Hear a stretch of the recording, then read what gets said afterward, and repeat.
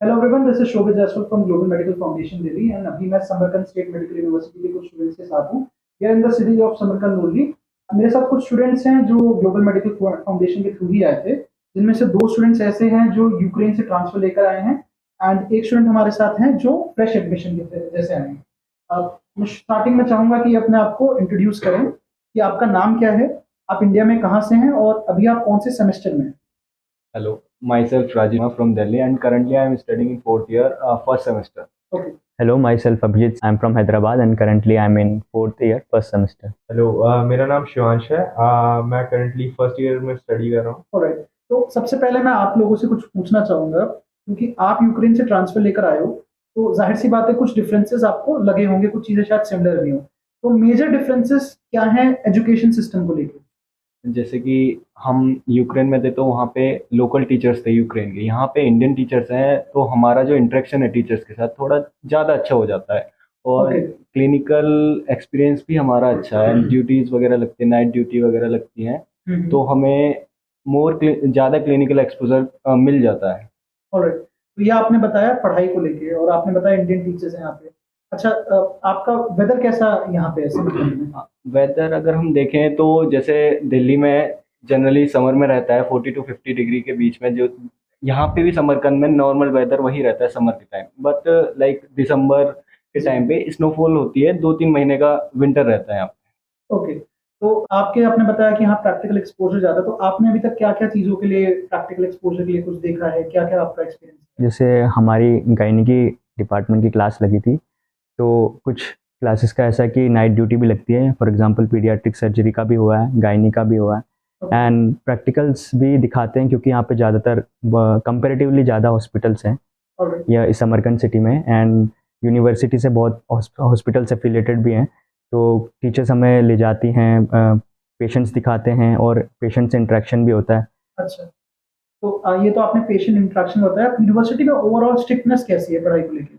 University है strict, और ऐसा है कि जैसे कि कोई अगर एब्सेंट होता है तो उसको लेटर लिखना पड़ता है, डीन ऑफिस जाना पड़ता है, लेटर लिखना पड़ता है एंड देन फिर डीन उसको परमिशन देता है एंड उसके बाद उसको पीपीटी बनानी पड़ती है एंड उसको कुछ 20 पेजेस का कुछ लिखना पड़ता है उस पर्टिकुलर टॉपिक के लिए। तो है यूनिवर्सिटी वैसे स्ट्रिक्ट है। मतलब अगर आप एब्सेंट होते तो आपको पूरा टॉपिक कवर करना पड़ता है, जितनी आपकी आवर्स है उस क्लास की। लाइक आपने एक क्लास मिस करी, 4 आवर्स की क्लास है, तो आपको कवर अप करना पड़ता है सैटरडे को, वीकेंड जो में। लेटर हम लिख के दे रहे हैं उसमें हमें रीजन देना पड़ेगा, विदाउट रीजन डीन भी साइन नहीं करेगा। अच्छा, मतलब यहाँ 100% अटेंडेंस 100%। ठीक है। तो अच्छा, अब एक शायद आपका डिफरेंस हुआ होगा कि ट्रैवल बहुत चेंज हो गया है। तो आप अगर दिल्ली से ट्रैवल करते हैं तो कितना आवर्स आपको लगता है पहुंचने में। यहाँ पे दिल्ली टू तास्किन 3 आवर्स का टाइम रहता ठीक है, है। And Tashkent to Samarkand like if we are travelling through train it will take 3 hours. Okay, तो आप मतलब दिल्ली से ताशकंद 3 घंटे में पहुंच जाओगे, ताशकंद से आगे भी आपको ज़्यादा टाइम नहीं लगेगा। अच्छा, आप जैसे ट्रांसफर स्टूडेंट्स हो तो आप फ्लैट्स में रह रहे हो, आप खाना भी खुद से मैनेज कर रहे हो एंड काफ़ी स्टूडेंट्स फर्स्ट ईयर में तो हॉस्टल में रहते हैं, मेस करते हैं, आगे वो भी आगे बाहर चले जाते हैं। तो मंथली आपका कैसा खर्चा आता है। जैसे आप फ्लैट में कितने शेयरिंग में रह रहे हो, कितने स्टूडेंट्स यहाँ पे आपके साथ फ्लैट में, और आपका मंथली खर्चा, रहना खाना, आपका अपना पर्सनल खर्चा मिला के कितना आता है। फिलहाल अपने फ्लैट में अभी तो 6 लोग हैं एंड हमारा लाइक मंथली अप्रॉक्स 15 के हो जाता है, including the flat rent and खुद के पर्सनल एक्सपेंसेस। अच्छा, फूड भी आप 15,000 में। हाँ, फूड भी हो जाता है। ओके, तो अब मैं थोड़ा फोकस शिफ्ट करूंगा फर्स्ट ईयर में। जैसे शिवांश आप हो, आप हॉस्टल में रह रहे हो, तो हॉस्टल में क्या कैसी फैसिलिटीज आपको मिली हुई हैं। तो मोस्टली बेसिक जो नीड्स होती हैं वो फुलफिल कर दी गई हैं। जैसे कि इंडियन मेस है तो आपको इंडियन फूड अवेलेबल है, और लाइक हॉस्टल में बहुत ज़्यादा क्लीन रहता है। इवन कैंपस है थोड़ा अराउंड, तो आप घूम सकते हो, टहल सकते हो आसपास। और यूनिवर्सिटी और जो क्लिनिक में भी क्लिनिकल क्लासेस होती हैं वो भी पास में, बगल में ही हॉस्पिटल है, वहीं पे अटेंड करनी होती है। अच्छा। तो ट्रांसपोर्टेशन कॉस्ट भी कम ही आती है, और इवन अगर कहीं 1-2 सब्जेक्ट की क्लासेस दूर हैं तो बस स्टेशन काफ़ी पास में है, जिसमें आप अप्रॉक्सीमेटली 14-15 INR में ट्रैवल कर सकते हैं क्लास जाने के लिए। अच्छा, तो ये तो आपने बता दिया कि फर्स्ट ईयर वाले स्टूडेंट्स के लिए सारी चीज़ें आसपास भी हैं, हॉस्टल भी है, मेस भी है। अच्छा, जो सिटी है तो समरकंद सिटी, तो ये कैसा सेफ आप मानोगे या फिर कैसा क्या बोलोगे इसके बारे में? क्योंकि कोई भी स्टूडेंट पेरेंट आता है तो उज़्बेकिस्तान जब वो पहली बार सुनते हैं, तो उनके दिमाग में भी काफ़ी क्वेश्चन्स आते हैं। आई एम श्योर आप भी बहुत रिसेंटली आए हो, आप सबको लेस देन 1 ईयर हुआ है।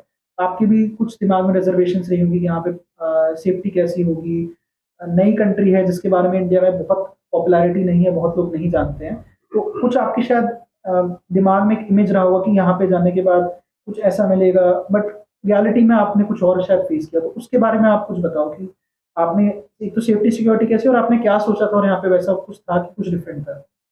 लाइक सेफ्टी के पर उससे देखा जाए तो जैसे हम इंडिया में थे तो हम सोच रहे थे कि अफ़गानिस्तान पास में है और वहाँ पे जो टेरर अटैक्स होते हैं कि यहाँ अफेक्ट ना करें, बट इन समर्थन में देखा जाए जो हमारा फर्स्ट डे का इम्प्रेशन था कि यहाँ पे बहुत सेफ्टी है और यहाँ पे मीटिंग्स वगैरह होती रहती है, इंटरनेशनल मीटिंग होती रहती है। जब हम आए थे तो यहाँ पे टर्की के प्रेसिडेंट आ रखे थे, तो देखा जाए तो जब प्रेसिडेंट आ रहे तो सिक्योरिटी तो जनरली होती है। जस्ट पहले यहाँ पे रशिया के रशिया प्रेसिडेंट नरेंद्र मोदी जी, हमारे इंडिया के प्राइम मिनिस्टर, उनका भी समिट हुआ था, वो सब भी समरकंद में आए थे। हाँ जी।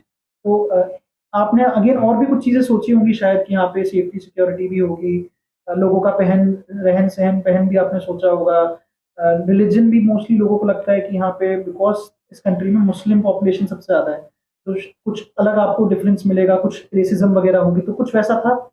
नहीं, यहाँ पे ऐसा कुछ खास नहीं था कि जैसे सोचते हैं ना कि मुस्लिम कंट्री है तो थोड़ा डर लगता है, लेकिन जब हम यहाँ पर आए तो ये इंडियंस की बहुत रिस्पेक्ट करते हैं, काफ़ी ज़्यादा रिस्पेक्ट। इन्होंने जैसे कि पुरानी जो इंडियन फिल्में हैं उन इनको सारी पता है, जितनी तो हमने भी नहीं देखी होंगी, काफ़ी देख रखी हैं और रिस्पेक्ट बहुत ज़्यादा है यहाँ पे बॉलीवुड का भी बहुत बॉलीवुड का क्रेज ज़्यादा है।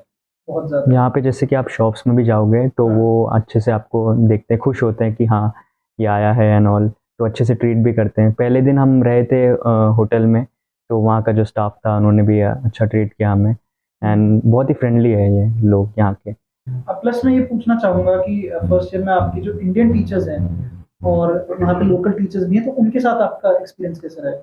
तो बेसिकली जैसे इंडियन टीचर्स हैं तो वैसे भी जैसे हम फॉरेन स्टूडेंट्स होते हैं तो हमें हमेशा से एक झिझक होती है लोकल टीचर्स के साथ कि हमको कोई डाउट आ जाता है तो एक लैक ऑफ कम्युनिकेशन होता है कि हम इनसे वो डाउट कैसे क्लियर किया जाए। बट इंडियन टीचर्स का एक फेमिलियर टच होता है, तो इवन आप डाउट नहीं भी पूछते हो तो वो कहीं ना कहीं उन्हें समझ में आ जाता है कि ये नहीं समझ पा रहा बच्चा, तो वो दूसरे मेथड्स भी ट्राई करते हैं, इवन वीडियो सजेस्ट करते हैं।